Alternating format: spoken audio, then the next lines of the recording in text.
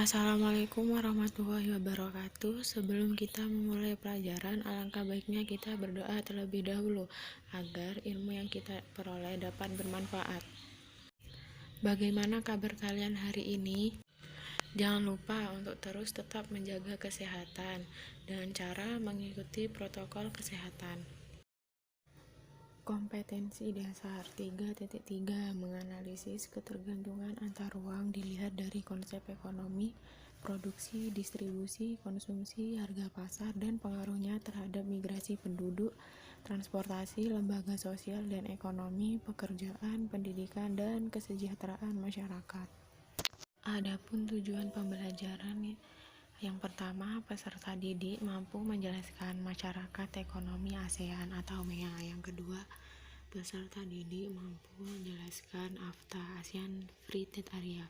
Yang ketiga, peserta didik mampu menjelaskan APEC Asia Pacific Economic Cooperation. Yang keempat, peserta didik mampu menguraikan MEE Uni Eropa, Masyarakat Ekonomi Eropa. Dan yang kelima, peserta didik mampu menganalisis WTO, World Trade Organization.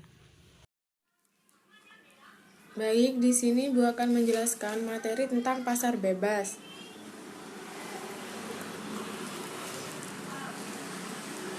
Pasar bebas atau dikenal juga dengan perdagangan bebas adalah kebijakan di mana pemerintah tidak melakukan diskriminasi terhadap impor atau impor.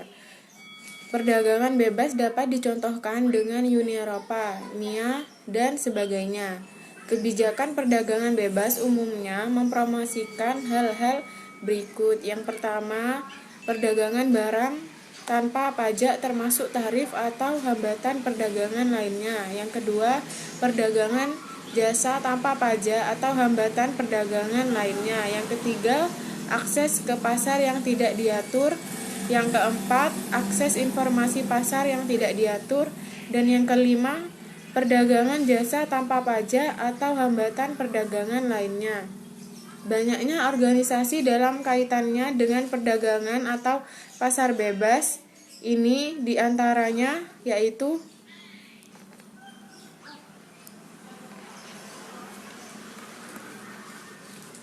yang pertama, Masyarakat Ekonomi ASEAN atau MEA. Latar belakang berdirinya, Masyarakat Ekonomi ASEAN atau yang biasa disingkat menjadi MEA, secara singkatnya bisa diartikan sebagai bentuk integrasi ekonomi ASEAN yang artinya semua negara-negara yang berada di kawasan Asia Tenggara ASEAN menerapkan sistem perdagangan bebas. ASEAN Economic Community yang dibentuk dengan misi menjadikan perekonomian di ASEAN menjadi lebih baik serta mampu bersaing dengan negara-negara yang perekonomiannya lebih maju dibandingkan dengan kondisi negara ASEAN saat ini. Selain itu, dengan terwujudnya ASEAN Community dapat menjadikan posisi ASEAN menjadi lebih strategis di kancah internasional, sehingga terjadi suatu dialog antar sektor yang dimana nantinya juga saling melengkapi. Tujuan utama MEA 2015 yang ingin menghilangkan secara signifikan hambatan-hambatan ekonomi lintas kawasan tersebut diimplementasikan melalui 4 pilar, yaitu yang pertama, MEA pun akan dijadikan sebagai kawasan yang memiliki perkembangan ekonomi yang merata dengan memprioritaskan pada usaha kecil menengah. Yang kedua, MEA akan dibentuk sebagai kawasan ekonomi dengan tingkat kompetensi yang tinggi yang memerlukan suatu kebijakan yang meliputi IPR. Yang ketiga, MEA sebagai pasar tunggal dan basis produksi internasional.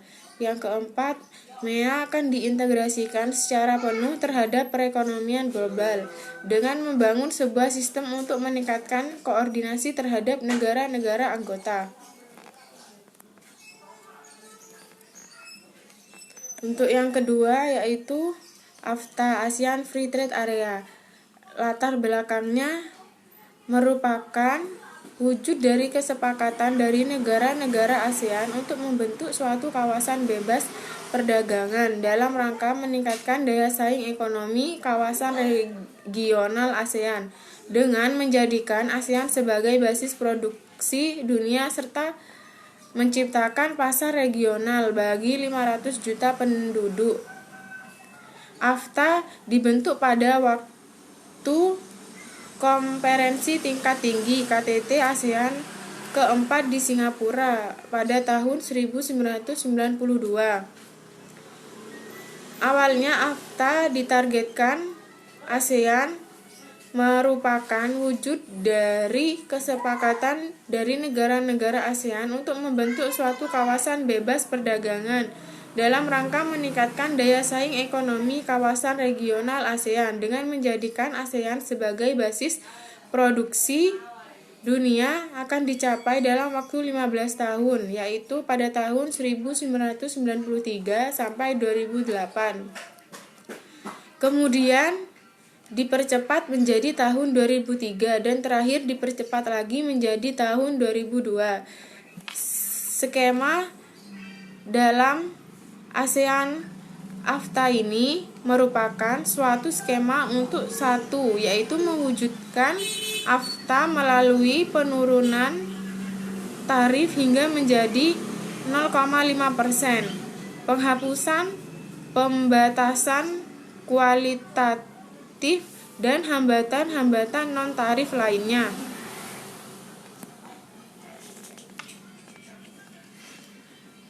Tujuan AFTA yang pertama yaitu menjadikan kawasan ASEAN sebagai tempat produksi yang kompetitif sehingga produk ASEAN memiliki daya saing kuat di pasar global. Yang kedua, menarik lebih banyak FDI.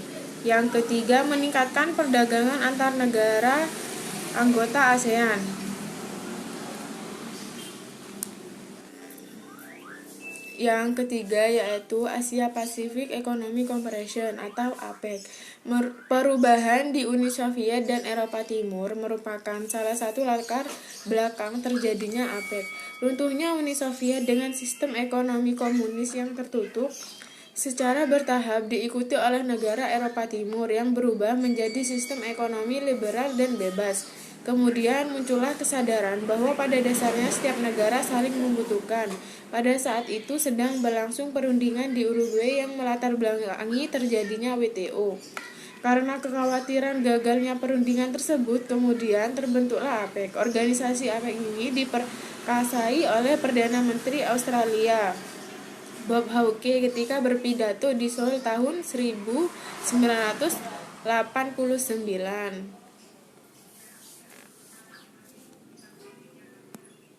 Yang kedua yaitu tujuan pembentukan APEC adalah untuk meningkatkan kesejahteraan dan pertumbuhan ekonomi di kawasan Asia Pasifik, memperjuangkan kepentingan ekonomi di kawasan Asia Pasifik, tempat usaha negara maju untuk membantu negara berkembang, meningkatkan perdagangan dan investasi antar anggota, menjalankan kebijakan ekonomi secara sehat dengan tingkat inflasi rendah, mengurangi dan mengatasi sengketa ekonomi perdagangan.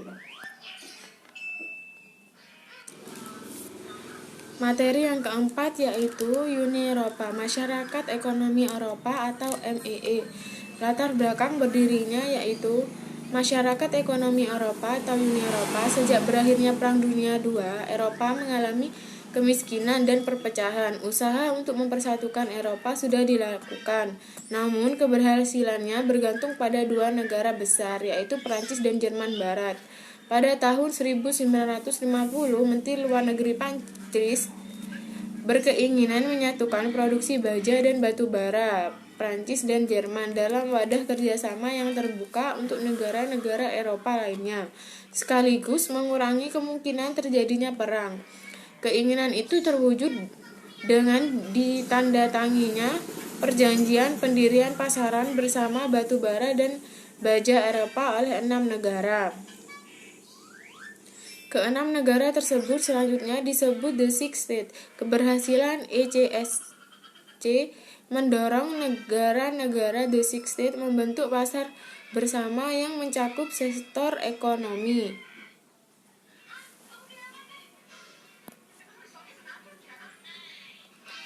Tujuan MEE yang pertama, integrasi Eropa dengan cara menjalin kerjasama ekonomi, memperbaiki taraf hidup dan memperluas lapangan kerja. Yang kedua, memajukan perdagangan dan menjamin adanya persaingan bebas serta keseimbangan perdagangan antar negara anggota. Yang ketiga, menghapuskan semua rintangan yang menghambat lajunya perdagangan internasional. Yang keempat, meluaskan hubungan dengan negara-negara selain anggota MEE. Untuk materi yang kelima yaitu WTO, World Trade Organization. Latar belakang berdirinya WTO sebagai organisasi perdagangan dunia merupakan satu-satunya badan internasional yang mengatur masalah perdagangan antar negara.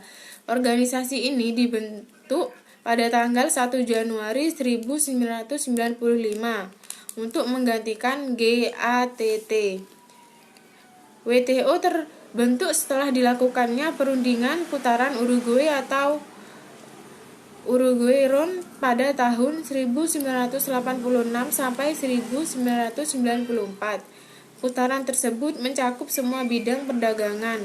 Para peserta setuju satu pajak pemotongan atas biaya emas terhadap produk-produk tropis dari negara berkembang, menyelesaikan sengketa dan menyepakati agar para anggota memberikan laporan reguler mengenai kebijakan perdagangan. Dan pada akhirnya persetujuan dalam perundingan di Uruguay meliputi barang, jasa, kepemilikan intelektual, dan penyelesaian sengketa.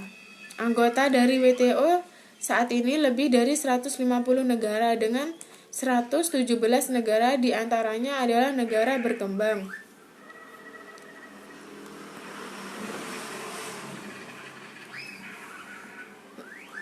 Tujuan dari adanya WTO yang pertama, meningkatkan kesejahteraan negara-negara anggota melalui perdagangan bebas.